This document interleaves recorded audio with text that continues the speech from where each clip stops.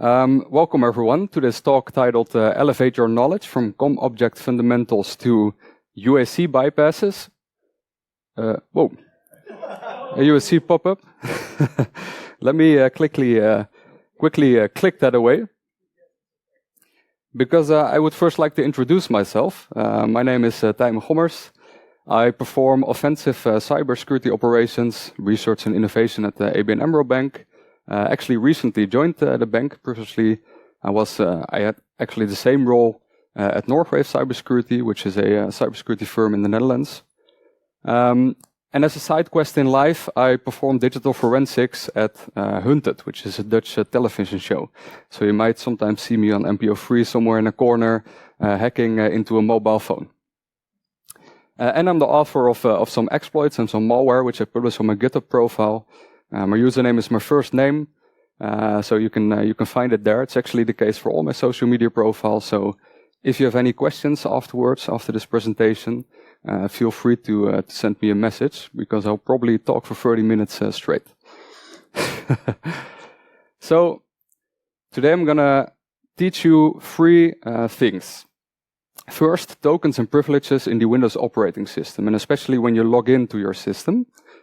Afterwards, secondly, user account control and how that interconnects with those tokens and privileges when you log in. And thirdly, which seems not related, the component object model in Windows, which will be a high over crash course because it can get pretty complicated.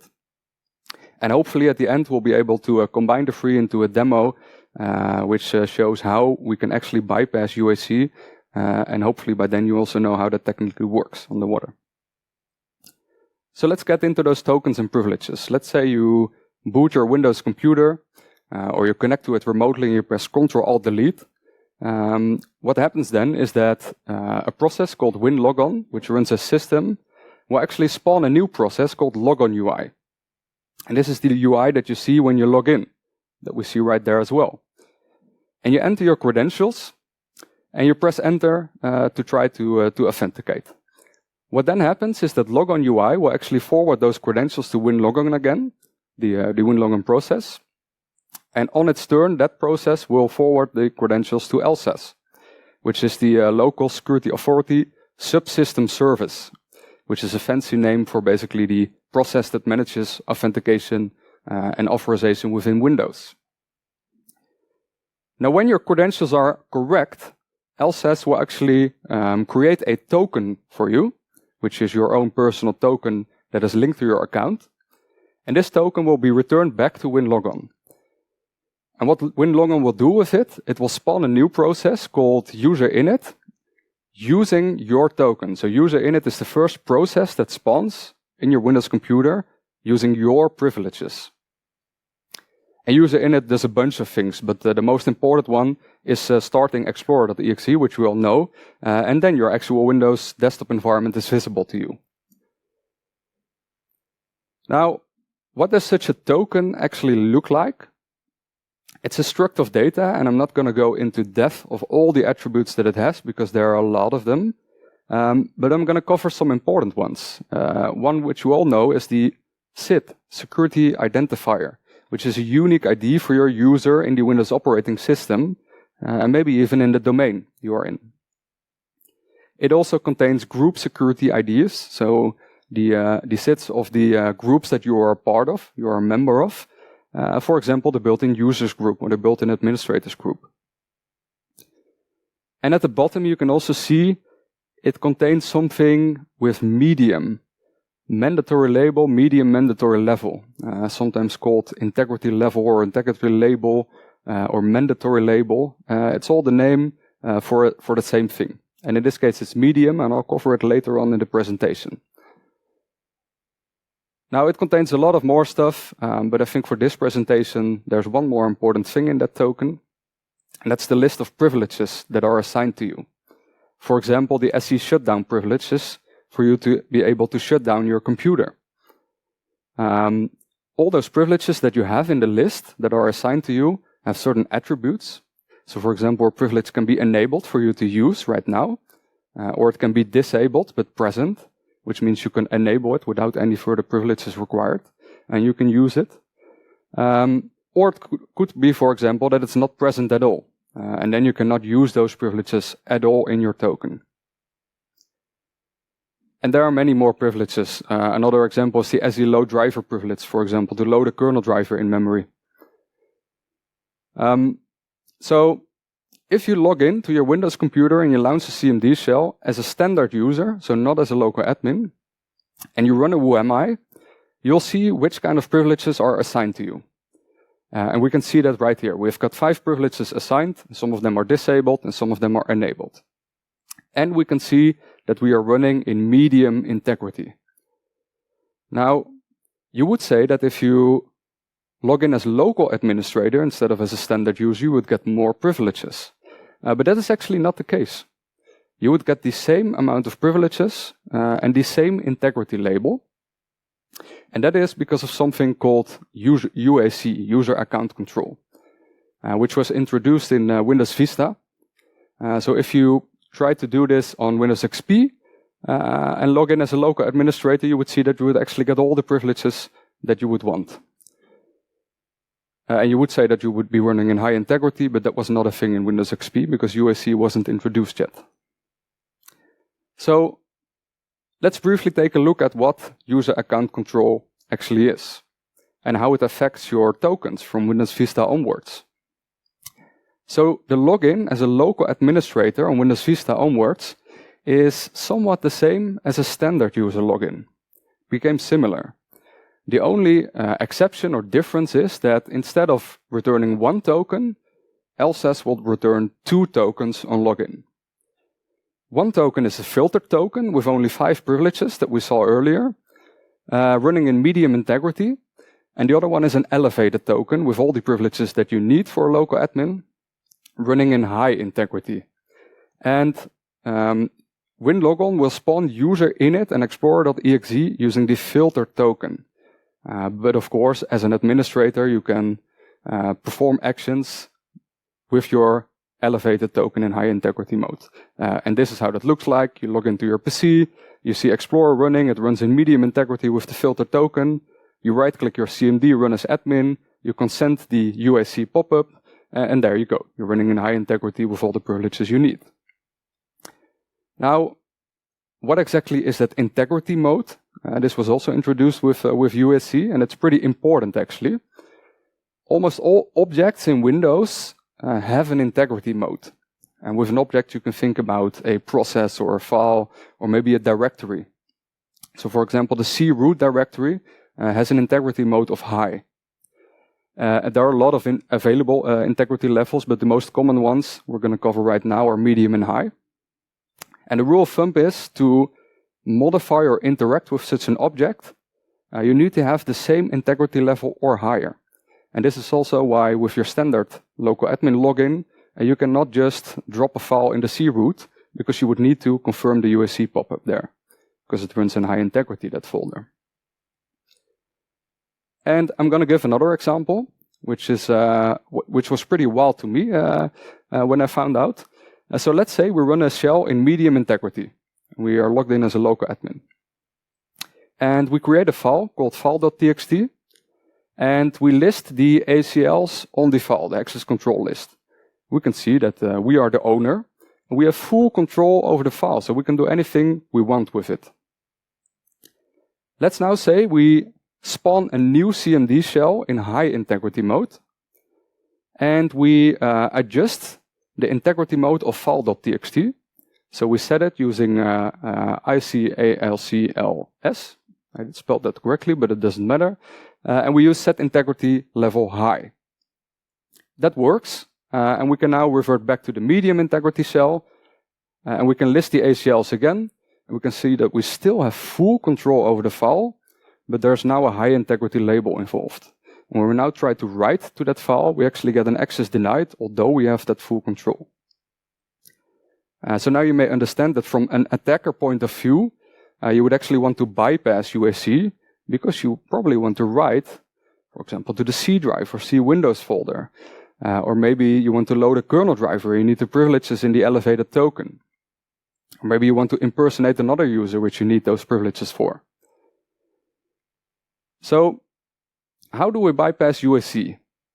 why don't we just use the CMSTP Lua and CM Lua COM object and COM interface? Why not? So let's, to explain how that works, let's first take a look at the component object model briefly and see how that works and looks like. COM is actually a client-server model, which allows you to perform inter-process communications. So it's much like an HTTP API. You've got your client, which talks to a server, the API, and you offload work to the server. One COM that works the same, but it's mostly on the same machine. So you've got your client, which could be your program or your exploit or your client.exe, which invokes a COM object, the server, which could be a DLL hosted on the machine. That is on the same machine. It can also happen in a network on different machines. This is called DCOM, distributed COM. And what happens then is that when you communicate with the COM object, with the server, it goes over the network via RPC. And what we see at the bottom here is somewhat of the flow of how that looks like when you want to communicate with a COM object.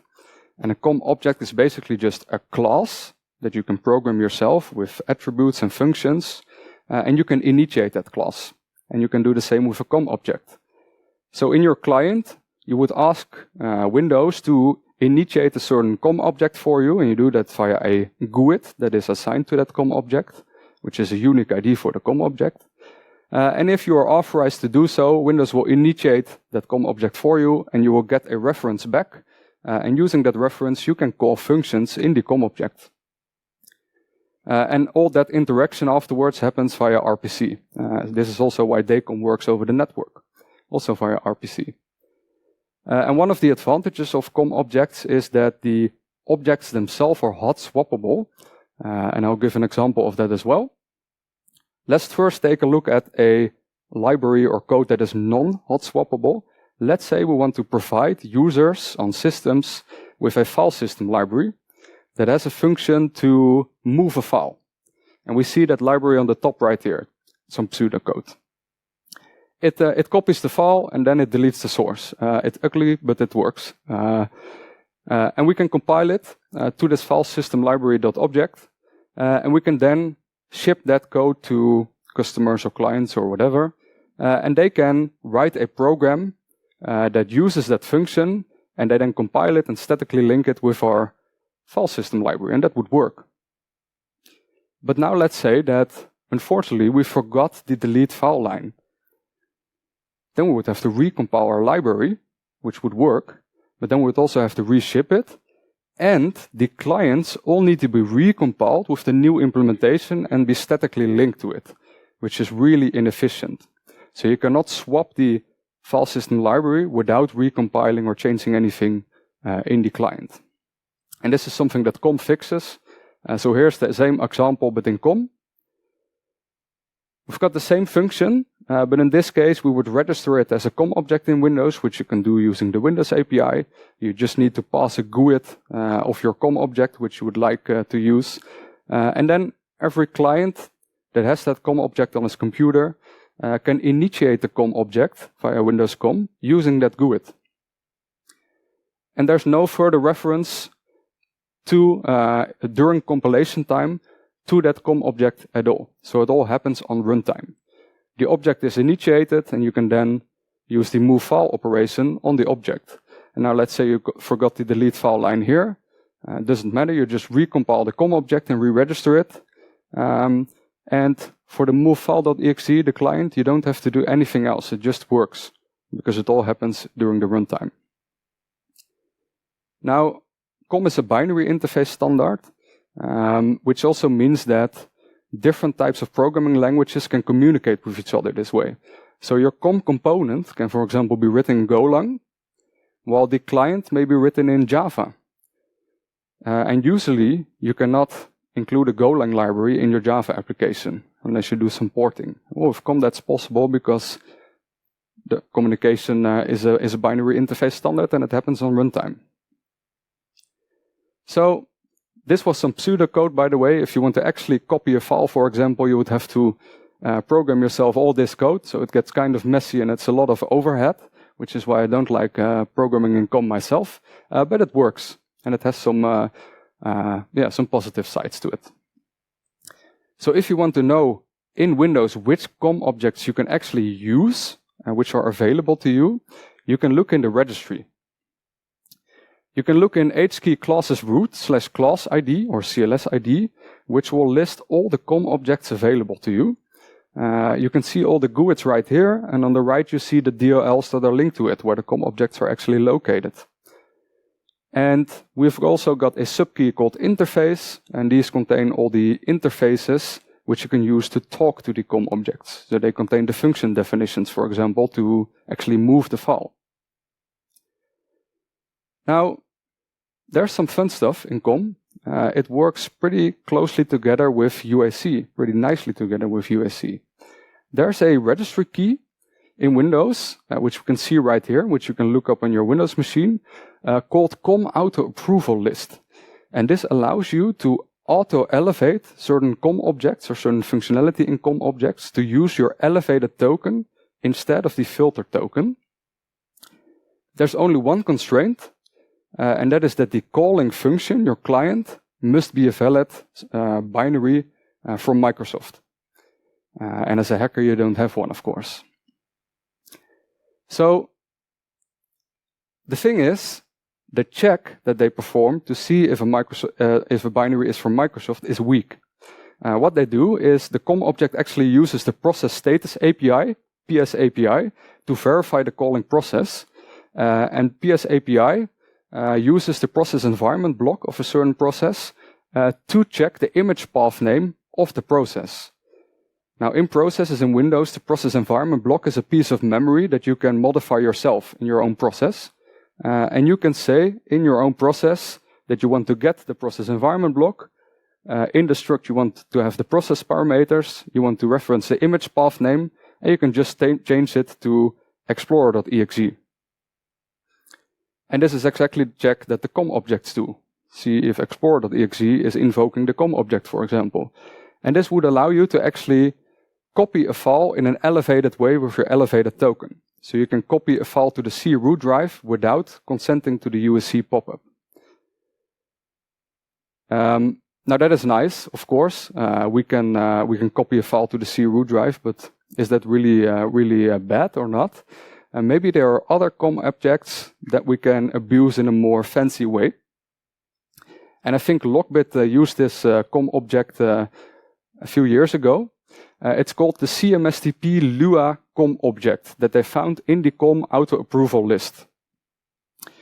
CMSTP Lua stands for Connection Manager Service Transport Profile, and this is actually a DLL that manages your VPN connections, for example, in your Windows operating system. The Lua that's behind it stands for Limited User Account Control, which is now known as stands for Limited User Account, which is now known as User Account Control. So it confirms that we can auto elevate this COM object. The thing is that copy file would be a documented COM object or a documented function in a COM object, but CMSTP Lua and CM Lua are not documented in Windows. So you cannot find out, or you can find out, but you cannot find out via documentation what functions you can call in an elevated way. So how would that work? Well, luckily, Microsoft ships debug symbols for every DLL in the Windows operating system. So you can just put your DLL in a disassembler of choice, in this case, Binary Ninja, and you can search for the interface name, in this case, CMLua. And what you'll see on the left is all the functions of the interface that we can call on the COM object. And one of the interesting ones is shell exec. And we see the implementation on the right. What we see is that it accepts some arguments, and those arguments are passed to a Windows API function called shell execute extensive W, which is basically a function that allows you to execute a CMD command, for example, or start a process with arguments. And so can we.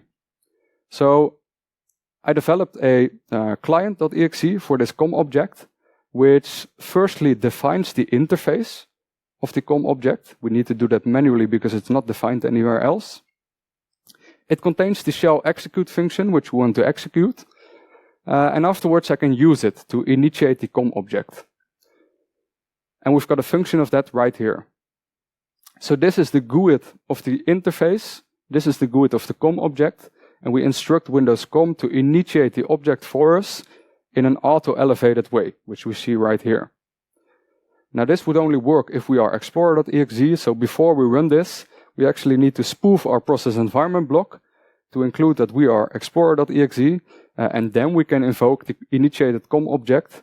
And then we can run the shell exec function on it. With something like cmd.exe/wmi/k/wmi/priv to see what kind of privileges that we have. I compiled this. I'll also publish it after this talk.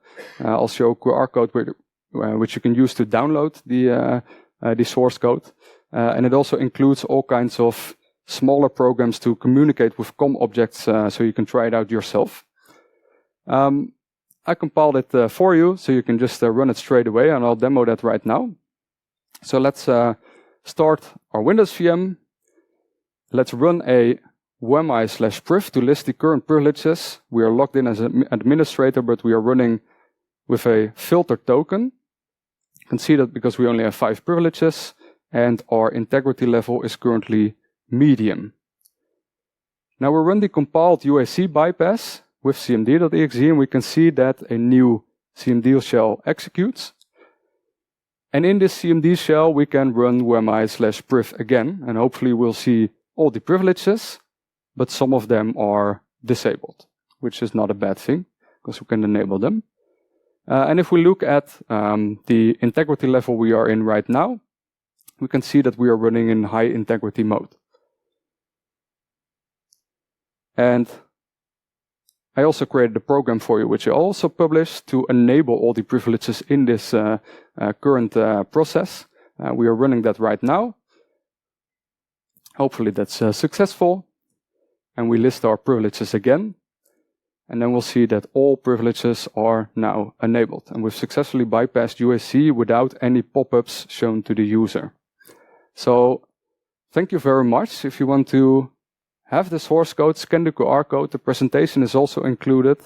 And also, if you want to ask me any questions, feel free to ask them on social media, or maybe there is some time for questions.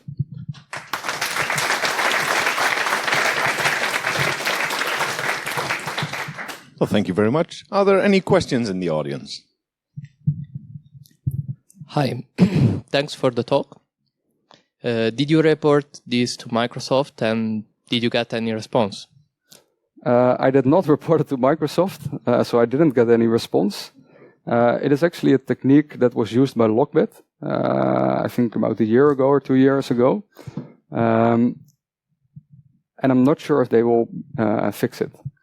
I wonder if they actually see it as a boundary of privilege escalation in that way. So no, I did not report it. So it's free for you to use right now. Thank you very much. Any other questions?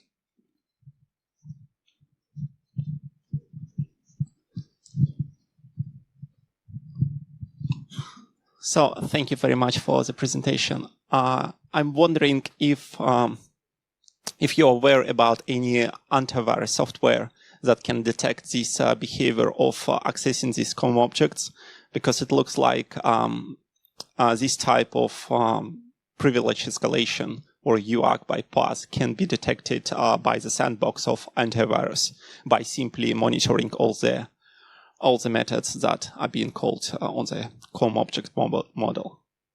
So you want to know if there's a way to detect it? Yeah, I'm wondering if you are aware about any software that can detect it right now. Yeah, I think, I'm not sure if Windows Defender for Endpoint will detect it, but I think a